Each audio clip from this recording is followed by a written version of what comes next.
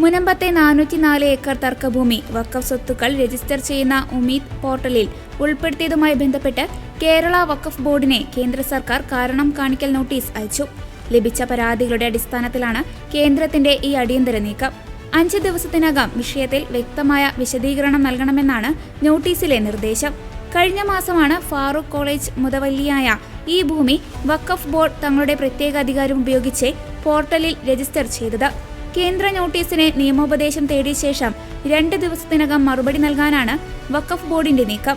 June 16 ചേരുന്ന വഖഫ് board യോഗത്തിന് ശേഷമായിരിക്കും ഔദ്യോഗിക മറുപടി നൽകുകയെന്ന് ബോർഡ് ചെയർമാൻ KM ഹംസ അറിയിച്ചു.